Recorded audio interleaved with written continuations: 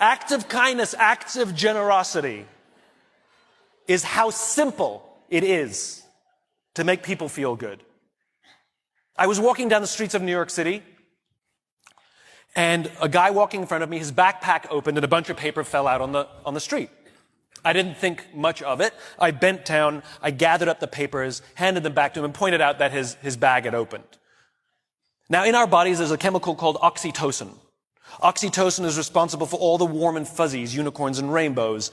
It's responsible for all the warm feelings and connectedness we have with each other. Friendship, love.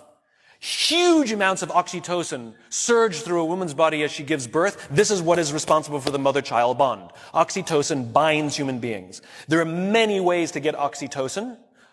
One of them is acts of kindness and acts of generosity. It feels good when we do something nice for someone. It feels good when someone does something nice for us. On this particular day, I did something for someone with no expectation of anything in return. I got a little surge of oxytocin. I felt good. He turned to me and he said, "Thank you. It feels nice when someone does something for us with no expectation of anything in return." He felt good. I walked to the end of the street. I'm waiting to cross the street. And a total stranger who happened to be standing next to me said, "I saw what you did back there. That was really cool." As it turns out, witnessing an act of generosity releases oxytocin, and he felt good. And the best part about oxytocin is the more oxytocin we have in our bodies, the more generous we become.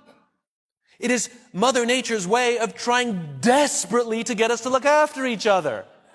I can guarantee you that that man who witnessed what I did something nice for somebody that day simply because he saw someone do something nice for somebody that day.